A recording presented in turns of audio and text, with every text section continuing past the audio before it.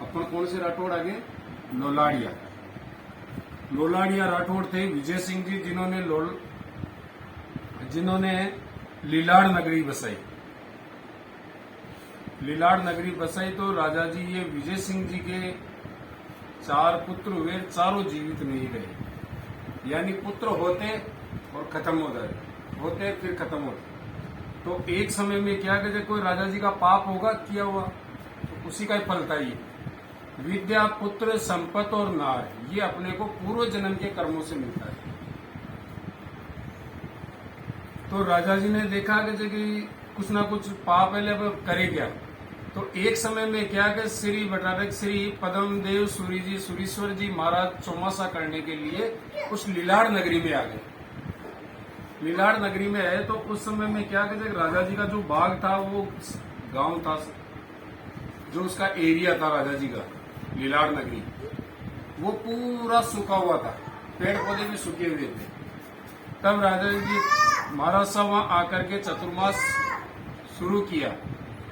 जैसे ही पहला दिन निकला, रात्रि निकली, सुबह जैसे कामदार निकलता है तो उस समय में देखता है कामदार क्या, आज तो बोलते हैं नौकर चाकर, उस समय राजाओं के कामदार होते थे, आगे कार्य करने वाले। तो कामदार देखता है कि वो राजा का जो बाग था, वो बाग पहले तो सूखा हुआ था, उसके पाप के कर्मों के अनुसार सूखा हुआ था। तो जब वो देखता है कि देखिए ये तपस्वी साधु आए और ये एक रात यहाँ रुकने से और इनकी तपस्या से ये बाग हरा भरा हो गया।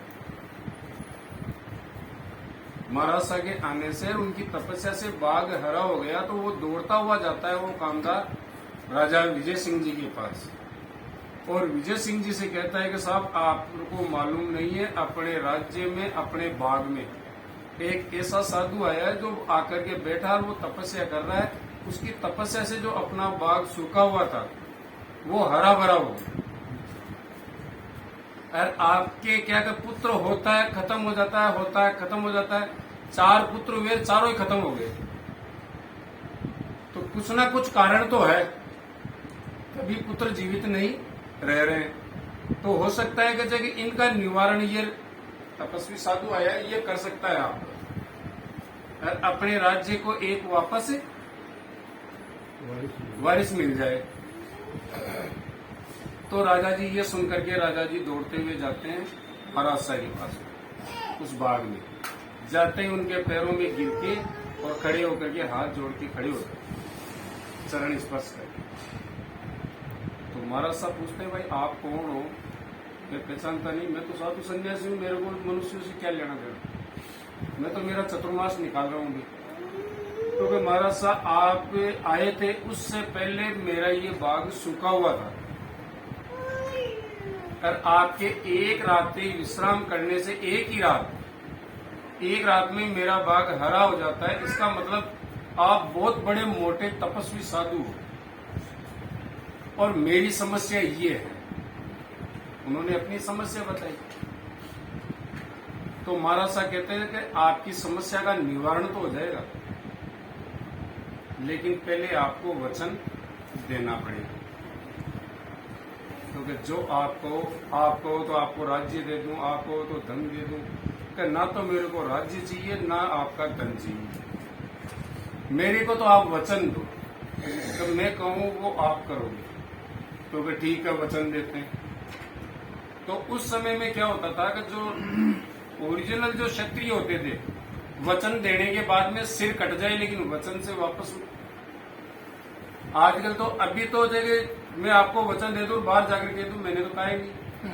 आज तो समय ऐसा आ गया, लेकिन पहले वचन में जो एक बार बन जाता था तो फिर वापस नहीं मोड़ता था वो, चाहे वो सर कटाना मंजूर होते।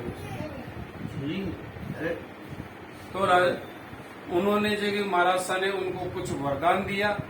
वरदान देने से जगह राजा के पुत्र हुए, पुत्र जीवित रहे।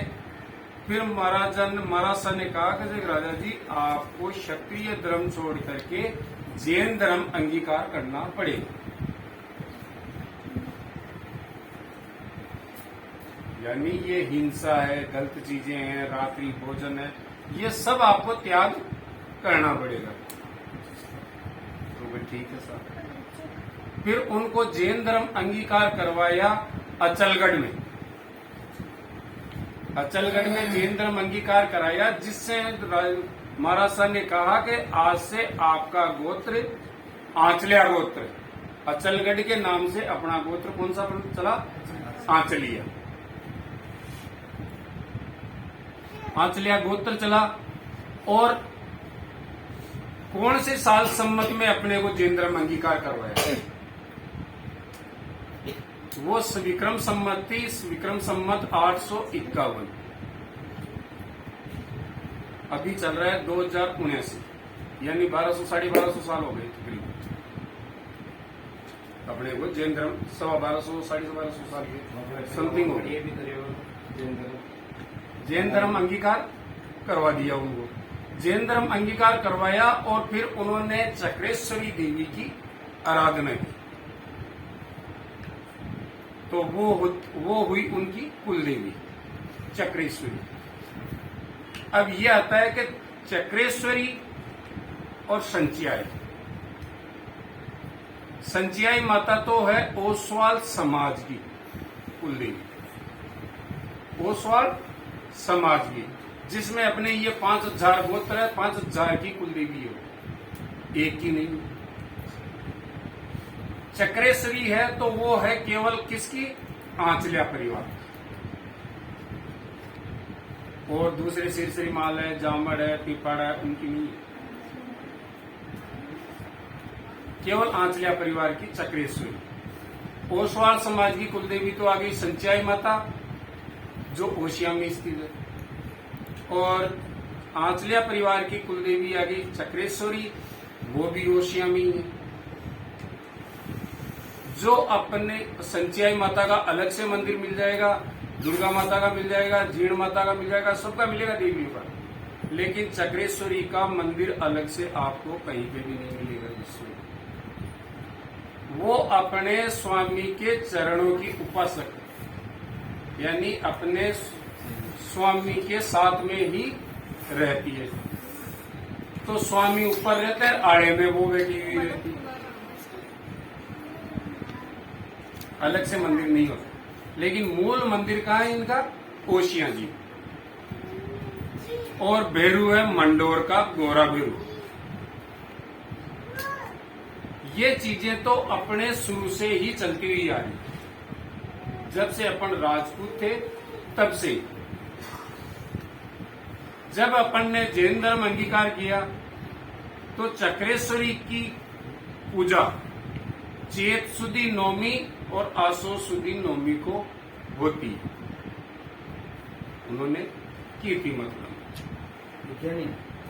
और नव निवेद्य से पूजना है, 9 चीजों का भोग लगता है, जिसमें चावल है, लापसी है, करवा है, कसार है, लाडू है, जलेबी है, बड़ा है, ऐसे करके ये 9 चीजें का भोग लगता है। अब लेकिन आपके इधर नौमी नहीं पूज करके आप 10वीं पूजते, यही है ना? 10वीं पूजने का ये कारण तो पोथी में नहीं लिखा हुआ, लेकिन अपन विचार कर रहे हैं कि ये हो सकता है कि नौमी के दिन कोई अपने पूर्वजों में कोई ट्रेजेडी हो गई हो, तो उसकी वजह से ओक पड़ जाए और अपन अगले दिन 10वीं को पूजते हैं। ये विचार कर रहे हैं, लिखित नहीं है। कहीं आप कह दो